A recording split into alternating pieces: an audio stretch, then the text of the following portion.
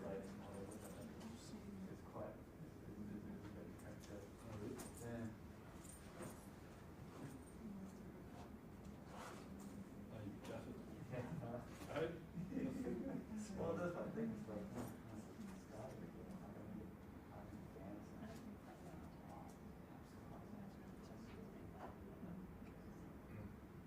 People start talking about that, I always add on another 2 years, you know. You're like, what's this one? Push this out. Oh man, I've heard that. When I was there, I was like, oh, you can't do 100,000. And then one day, it's October, I was like, yes. yeah. And 80,000 later, I was still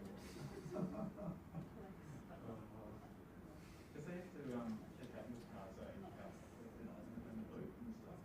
just for the case.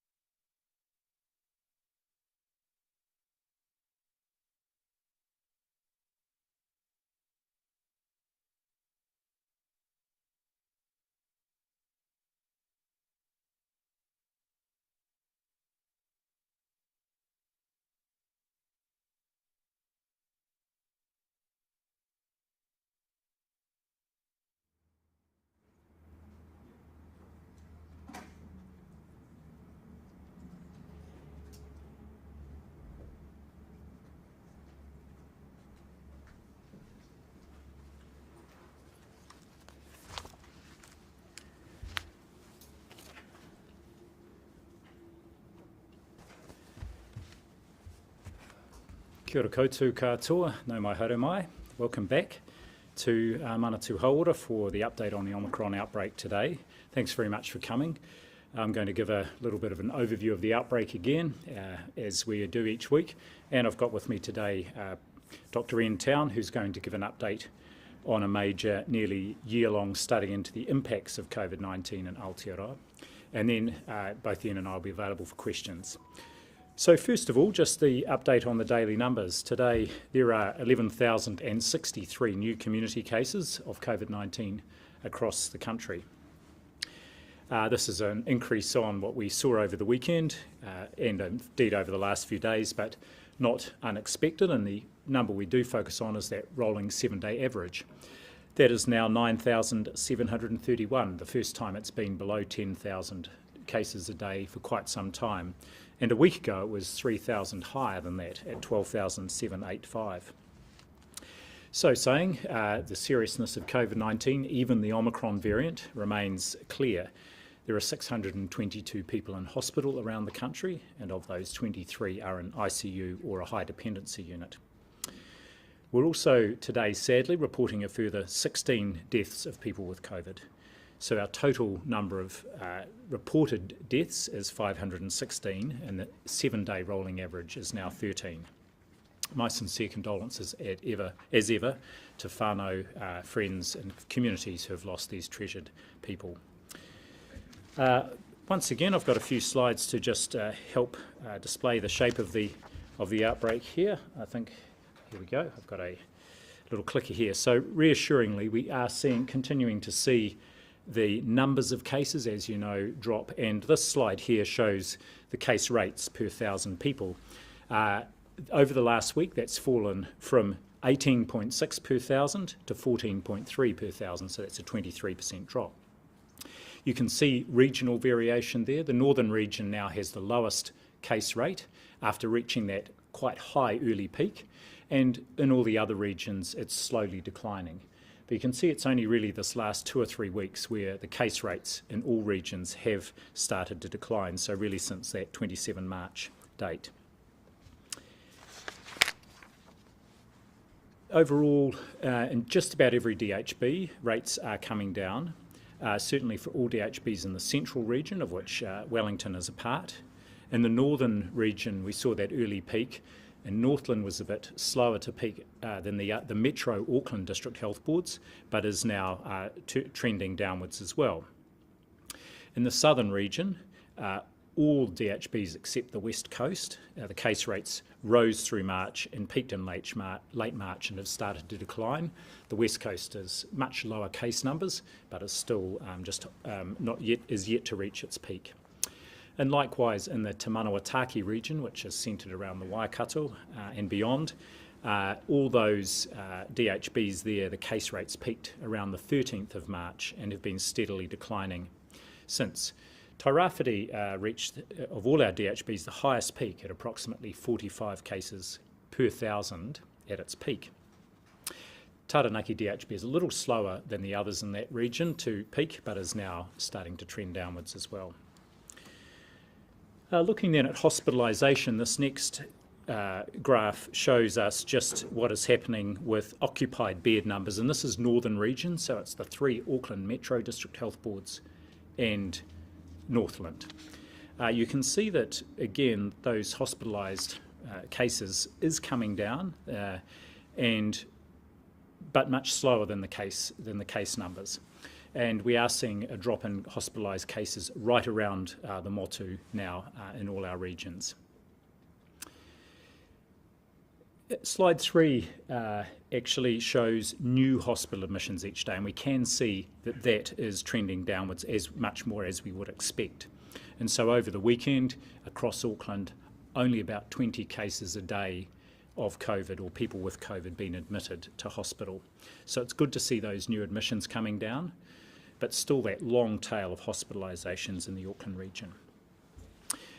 Just a reminder, there are 3 actions that everybody can undertake to help protect themselves from and others from COVID-19. The first, of course, is to be up to date with vaccinations, and that includes having a booster or completing your course if you haven't yet done so. Secondly, wear a mask. Masks are still required in many indoor settings, including at the moment in schools. A good rule of thumb is to always wear a mask indoors whenever you're not at home. And third, and very importantly, stay at home if you're unwell and avoid others, whether you have COVID or not. Of course, if you do have COVID, then you're still required to isolate for 7 days at home or in a safe place, as are your household contacts. Doing the basics well has served us incredibly well as a country to date and continues to be central to our response. I'd now like to hand over to Dr. Town. I'll then have a few closing comments and we'll be on for questions. Thanks.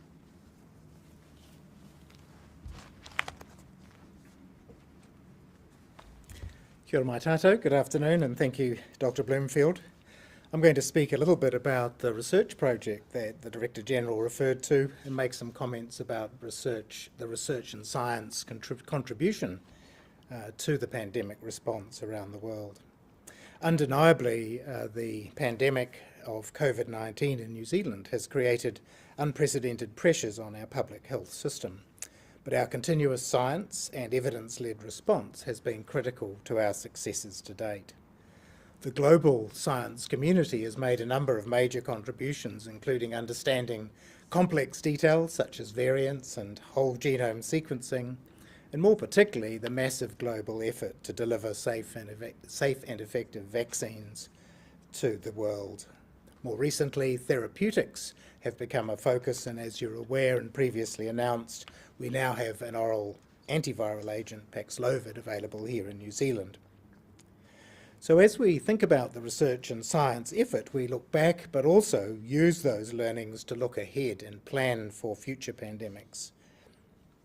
In that vein, I'd like to update you about one of the important studies that we have already funded, the impacts of COVID-19 in Aotearoa study, which is being conducted this year, started in February by colleagues working at Victoria University here in Wellington.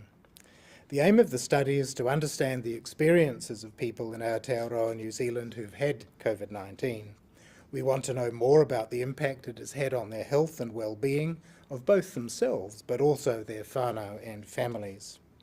We hope that the outcomes of the study, when they're reported later this year, will help us be better prepared and also understand how to provide better support services for people with an illness such as COVID-19. So as previously noted, it is available to anyone in New Zealand who had COVID through until December 2021. So that's the cut-off date for participation. There'll be an online questionnaire for people to answer about their lived experience, and then with selected smaller groups in detail, interviews and focus groups will be undertaken, including from a number of Māori participants, Pasifika participants, people with disability, and those who were infected with COVID-19 at work, including healthcare workers. So far, 400 people have completed the survey, and a similar number have engaged with the research team and are considering taking part. We'd like to encourage anyone who experienced COVID last year to consider taking part and to get in touch with the researchers. I'll just give you now the 0800 number, which is 0800 800 581. That's 0800 800 581. Or you can log into the website and express interest in participating. That website is www.covidaotearoa.com. That's www.covidaotearoa.com. Thinking more broadly about the science-led response, we have already funded a number of research projects, as well as the one I've just discussed. Last year, in partnership with the Health Research Council, we made available a $1 million pool of funding for rapid response research, and we were delighted when the Health Research Council also made available an additional $2 million under their COVID-19 Emerging Infectious Diseases grant program, which contributed more broadly to the all-of-government response. A number of these projects had a direct impact on our understanding of the disease and the response itself, including collaborative work between ESR and scientists at Victoria University to speed up whole genome sequence reporting in near real time, and this was an essential tool in the response last year. These techniques can also be applied to other viral infections, such as influenza, and should form one of the tools that we're able to use in the months ahead.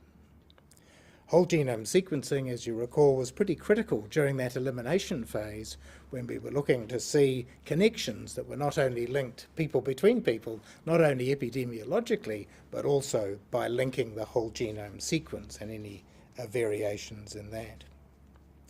One of the most high-profile studies was the one coordinated here in New Zealand by the Medical Research Institute of New Zealand.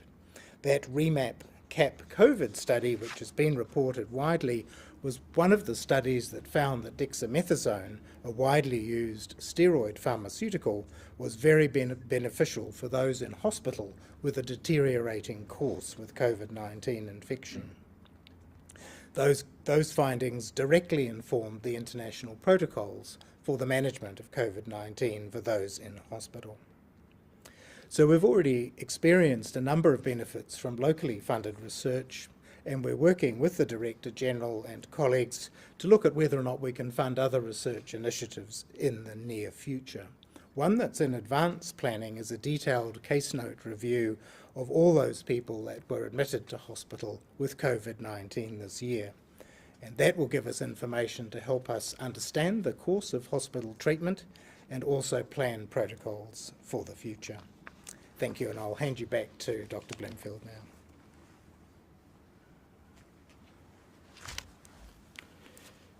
Thanks very much, Ian. I'm pleased to say, as we prepare for winter, more than 230,000 people have already received a flu vaccination since the campaign kick-started on the 1st of April.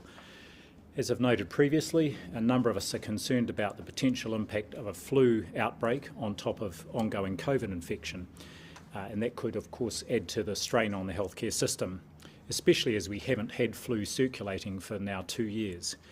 Flu vaccination is free for people at higher risk, and even if you haven't had a flu vaccination before, now is a good time and a good year to go and have your first one. I also want to re-emphasise the importance of MMR, measles, mumps, rubella vaccination. We had that measles outbreak in 2019, and it resulted in a number of children being in hospital very unwell. The MMR vaccine is effective and safe, and if you're between 16 and 32 and aren't sure if you've had 2 MMR vaccines, you can go along and get a free vaccine at any time, so please do that. We know that many children pick it up from it circulating amongst young people. So important everyone goes into winter with as much protection as possible, including being up to date with COVID vaccines, having a flu vaccine, and of course MMR if you need one. Hoi anō, ka nui tēnā, kia ora koutou katoa. We're now happy to take questions. Dr. Bloomfield, in relation to the person who has the third death considered linked to the COVID-19 vaccine, the Ministry said that in the weeks prior to his death he received the dose. When prior to his death did he receive the Pfizer vaccine?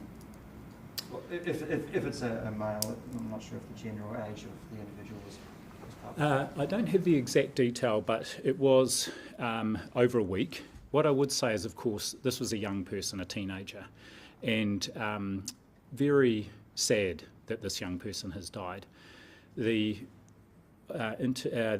Independent Safety Monitoring Board has put a lot of thought and effort and work and consultation with the pathologist and the coroner in reaching its conclusions, and had quite a number of conversations with the family.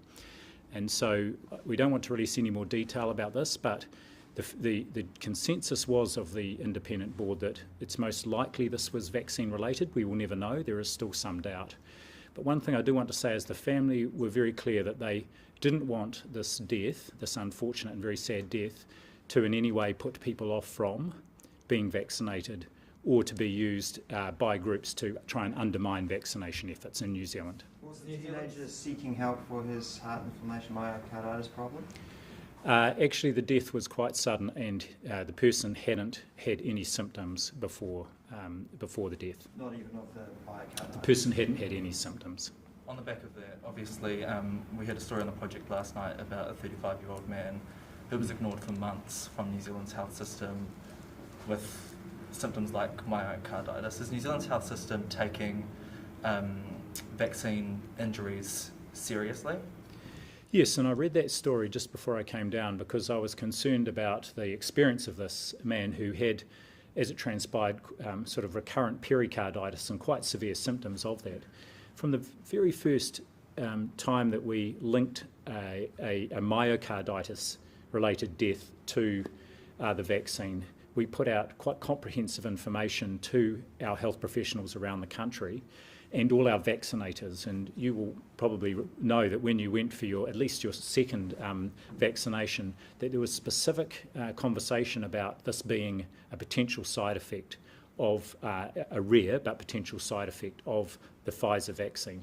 So we have very good information that is widespread through the system, and I think this man had a very unfortunate experience because, again, and Ian might want to comment on this, there is both myocarditis, which is rare but more common than the pericarditis, which is inflammation of the membrane around the heart. And I think it was unfortunate that he had this experience where his symptoms were not diagnosed and the possible link to the vaccine wasn't diagnosed. It's quite clear that there is now an understanding of that, and I hope that his experience is a lot better now. Right, so you're hoping that will kind of streamline better experiences maybe for people who may have symptoms like his in the future? Is it kind of a learning experience? Exactly, it's a learning experience. And what I would say is I know a number of clinicians around the country have been seeing people with these symptoms post, and in fact there's my understanding is there's a quite high level of awareness of symptoms that might be chest pain or other related symptoms that people might be concerned about are related to the Pfizer vaccine, and people are seeking help. Yes. And you've obviously put the public call out for people to get involved in this new study, people who have transmitted COVID-19 throughout the pandemic. What do you hope you'll gain from this research, and what will the ministry do with its findings? Yeah, so we chose this group the research group, because they've got a lot of experience at understanding the lived experience of particular illnesses. They also have really good connections with Māori and Pacific researchers and Māori and Pacific communities. So one of the reasons we selected them was they could take a really broad view of different parts of New Zealand, different experiences from different community groups, and help us fine-tune future responses. Obviously things have at times happened in a hurry. We'd like in future pandemics, if there are going to be them, for us to have our health system tuned up and understand the different needs of communities throughout the motu. When do you expect for the study to be wrapped up? Well, we'll be enrolling people through till the end of May. At that point, we hope we'll have a good cohort of over 1,000 people. At that point, we'll then complete the interviews and start those in-depth focus groups with the smaller communities. And the results should be available in the early part of next year. So there's quite a big analysis and write-up period that occurs towards the end of this calendar year. Why does the study only include people up to December last year? Even in the latter part of last year, the numbers, of course, grew with the Delta outbreak, and there's a limit to how many people can be included, particularly in those detailed reviews. Where if we are able to conduct more research in the year ahead, then we'd like to look in more detail, as I mentioned, the hospital patients through the Omicron outbreak, and it may be possible to have a more inclusive survey of a wider community group. That we haven't got to the planning stage of that at this stage. For the winter 2022 flu season, what, if any, sort of modelling has been done around how many people are expected to get ill, and also how many are expected to be hospitalised or critically ill? It's always good to hand the modelling questions over to someone else.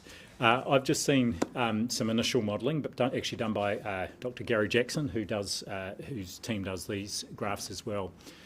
At the moment, it's hard to know what will happen, but what they have done is just done some modelling, or they're doing some modelling to show what would happen if we had coincidental sort of an Omicron surge, an RSV outbreak, which mostly affects children, and a flu outbreak, and then what impact that would have on both our community and primary care services, but also our hospital. And of course, what we're trying to do is get a sense of what we can expect flu-wise by looking at the Northern Hemisphere. Two interesting things from the Northern Hemisphere flu season. First of all, a lot of the flu there was the type A rather than type B flu, and the variant they had in the vaccine up there, that the vaccine covered, didn't really provide much protection against that type A flu that they saw. The Southern Hemisphere vaccine's got a different makeup to it, so a different influenza type A sort of protection in it, which is good. The second thing is the season is quite late. Now, that may mean that there are more people with flu as our borders open, which could mean we have more, a higher risk of it coming across the borders.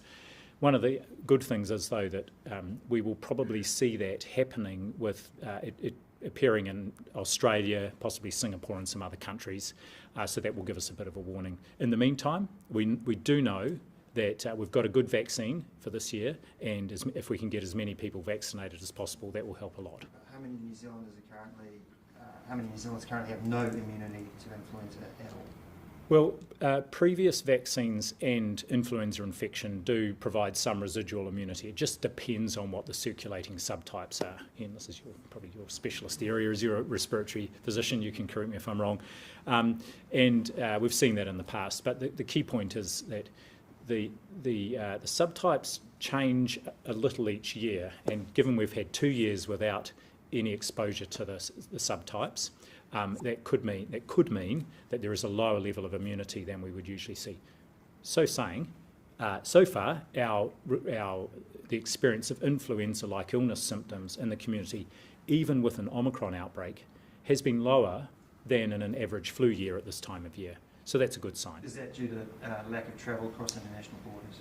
It probably is, yes.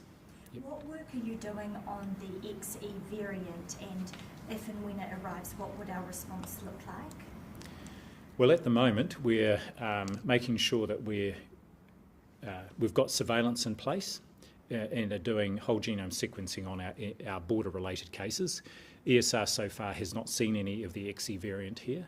I think Australia's found a small number of the samples it's sequenced have been the XE variant. And really, we're looking just to see what impact it's having in other countries at this point in time.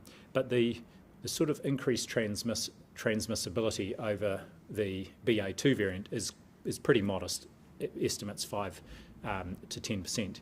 The other thing I would say is that if we look at the UK at the moment, 88% of its sequenced variants at the moment are the BA2 variant, which is almost the same here. We're 86% in the latest ESR report.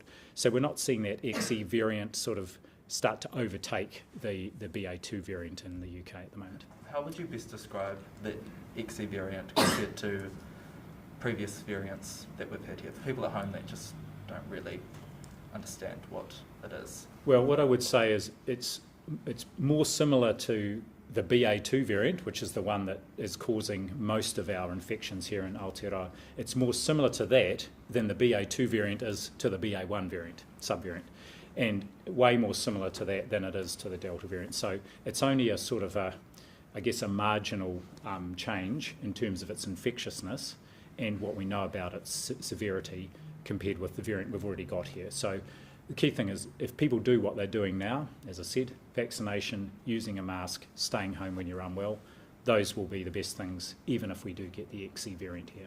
Yeah, so from what you know, New Zealand's response could very much be what it is now? Based on what we know to date, yes. Of course, what we're also looking out for is the emergence of any other variants of concern. And Ian, I wonder, you might want to talk about the different, I'm putting them on the spot here, some of the different scenarios that we're looking at for potential new variants of concern. Yes, thank you, Ashley. So yes, the Minister Verrill has commissioned some work looking at the future in the months and year ahead beyond winter to start to understand what some of the potential outcomes of a new variant might be they more infectious, which of course is the BA2 experience, isn't it? We're highly infectious, more so than Delta and previous variants, and then that balanced off with the disease severity. So what is the impact on the individual when they become infected? Does it get into the lungs more quickly? Is it more likely to lead to hospital admission? So those are sort of balancing questions, and in that evolutionary kind of tie-up that we've discussed before, there's always a trade-off at that viral level between how infectious it is and how severe it is. And obviously this infectious BA2 variant has proved very adaptive and is being spread very rapidly. So Minister Verrill has asked us to start thinking about a matrix where we're looking at some of these variables, looking at the actual genomic change that occurs mainly in that spike protein, and then looking at how that would play out in terms of the behaviour and the activity of the virus itself. So that work will take us the next 3 or 4 weeks, and we'll be moving through a number of scenarios, and then, as Dr. Bloomfield has mentioned, looking at the way in which we'd be responding to those types of new variants should they occur. The key thing is we'll probably see overseas the emergence of these, and hopefully detect them quickly at the border should they arrive here in New Zealand. What's the worst case scenario? Well, there's something I've seen written up called the doomsday scenario, so we really hope that doesn't occur. I think the key thing is that there's always a trade-off in terms of the virus. Obviously, in the extreme example, if everyone that contracts the virus has a fatal outcome, the virus will not be able to persist in wider society. So we're imagining from our genomic specialists that actually it's that infectious thing that makes it have an advantage, and so we're kind of looking at that milder end of the spectrum in terms of the scenarios, but there's always that balance there. So we'll do a number of different scenarios and see where that takes us in terms of planning. Right, so could you match different responses to different scenarios that you come up with? Yeah, that's the idea. Obviously, if it is more and more infectious, we have to look at those public health control measures which stop it from spreading from one person to another. There's been an increase in Fiji this week of apparent dengue fever and leptospirosis cases. What are the chances, particularly as borders open up, of those illnesses spreading here? And also, what, if anything, is New Zealand doing to help Fiji with this upsurge in their health problems? On top of that, I must ask the Director General to answer that one. I dare say I'm not on top of it either. Dengue's always a risk in a number of Pacific countries, and I think anyone travelling there, and I imagine there are a lot of people planning either over this next couple of weeks or ahead to winter to get some sun in the Pacific, and that's a great idea. But the usual precautions around avoiding getting dengue, so that's of course protection against being bitten by mosquitoes. We're not generally asked to help out, certainly not with Fiji if they have outbreaks of dengue or leptospirosis. But of course, as we have done with COVID, we're always prepared to help fast.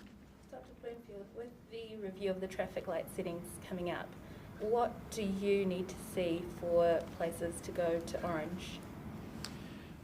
The criteria that the team has assessed against are very clearly laid out, including by Cabinet, and so they did that assessment yesterday. I've provided the advice through, and Minister Hipkins will make an announcement tomorrow on what the decision is by ministers with power to act, based on largely, I think, on the advice we've given, so I won't preempt what that decision will be. Any final questions? How concerned are you about how well our ICUs will cope over winter when surge capacity nurses aren't available because they're needed on wards or other parts of the hospital?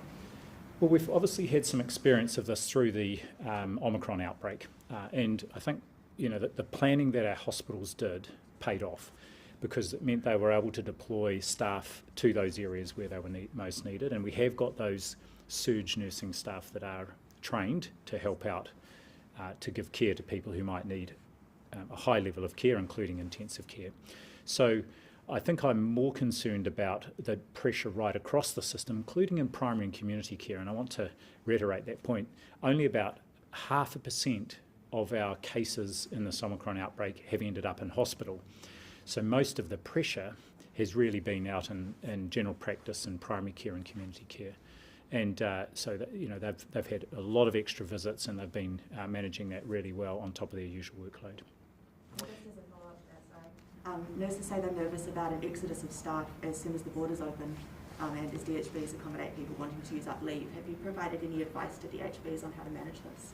We're certainly working closely with them. I think they're all too aware of not just the potential for people to go overseas, not just in the health sector but elsewhere. And also there are a number of our members of our health workforce whose whānau live overseas, and they may well be wanting to visit them. So these are some of the things we're factoring into the planning for this winter, alongside that potential for the sort of influenza and COVID outbreaks at the same time. I think DHBs are all too aware of it. Yep. And lastly, what do you make of the small group of protesters outside the Ministry of Health at the moment? Well, I haven't seen them yet, but if it's a small group, I mean, that's fine. And of course, people have got a range of views they might want to express.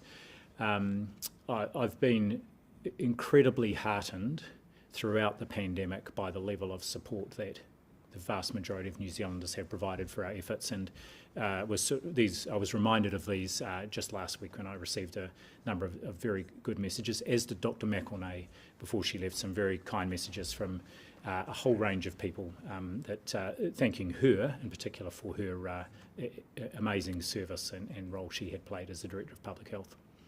Any final questions? If not, thank you very much. Really appreciate you coming up the road, and enjoy the rest of the day. Kia ora. Thank you.